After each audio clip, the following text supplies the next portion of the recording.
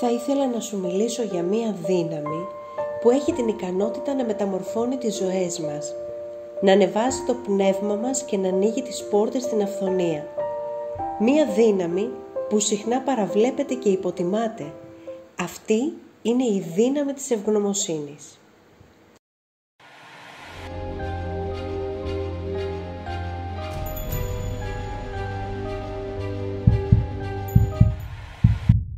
Η ευγνωμοσύνη δεν είναι ένα φευγαλαίο συναίσθημα ή απλώς μια ευγενική χειρονομία.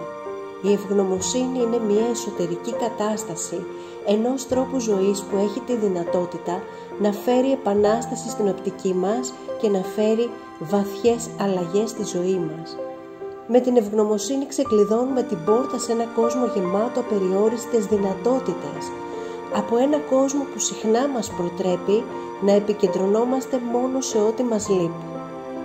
Μας διδάσκει να εκτιμούμε τις απλές ευλογίες που μας περιβάλλουν και που τις περισσότερες φορές τις ξεχνάμε. Εύκολα υποκύπτουμε στην απόγνωση και την πικρία, αλλά η ευγνωμοσύνη γίνεται φάρος ελπίδας που μας οδηγεί προς το φως, μας βοηθάει να αναγνωρίσουμε τη δύναμη μέσα μας. Προωθεί τη συμπόνια και την συναίσθηση και έχει να κάνει με την έβρεση της ομορφιάς στα απλά, τα συνηθισμένα.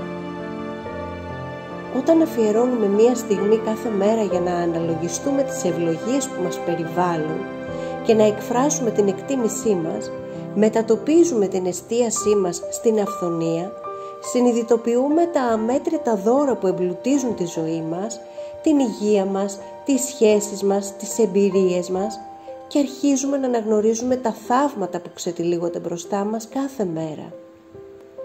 Γινόμαστε συνειδητοί δημιουργοί της πραγματικότητάς μας. Μεταβαίνουμε από την νοοτροπία του θύματος σε μια νοοτροπία δημιουργού. Αντί να μένουμε σε αυτά που μας λείπουν, η ευγνωμοσύνη μας ανοίγει τα μάτια στην αυθονία που υπάρχει στην παρούσα στιγμή και έλκει ακόμη περισσότερες ευλογίες στη ζωή μας.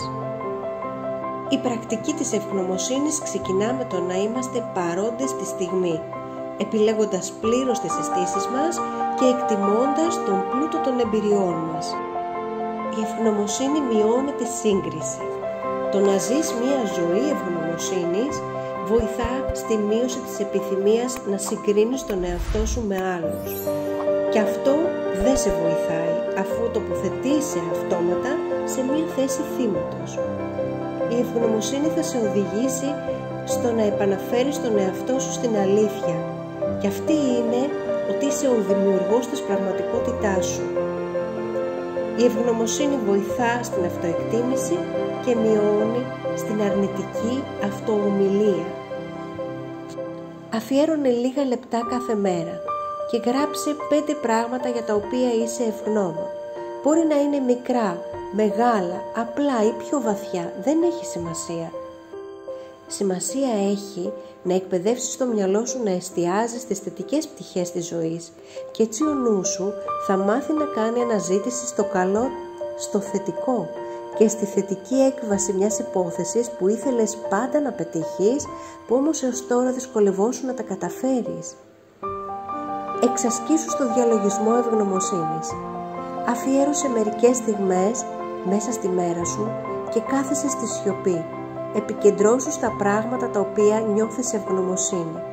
Πάρε βαθιά αναπνοή και άφησε τα συναισθήματα ευγνωμοσύνης να γεμίσουν και να πλημμυρίσουν την καρδιά σου.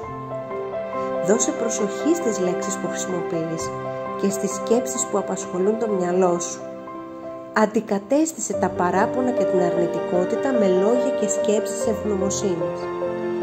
Η καλλιέργεια της ευγνωμοσύνης είναι ταξίδι ζωής που απαιτεί συνέπεια, προθυμία και έτσι θα αλλάξει η οπτική σου. Αγκαλιάζοντας με συνέπεια τη δύναμη της ευγνωμοσύνης, θα αρχίσεις να παρατηρείς μεγάλες αλλαγές στη ζωή σου. Θα βιώσεις αυξημένη χαρά, βελτιωμένες σχέσεις, αίσθημα πληρότητας, αλλαγή στη δόνησή σου και άρα, τι σημαίνει αυτό? Ευκολότερη υλοποίηση των επιθυμιών σου.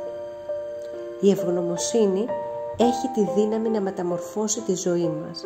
αλλά και τον κόσμο γύρω μας. Σε προσκαλώ να ξεκινήσεις ένα ταξίδι ευγνωμοσύνης, να δεις τη δύναμη που κατέχει και να την αφήσεις να διαπεράσει κάθε πτυχή της ζωής σου μια στιγμή κάθε μέρα.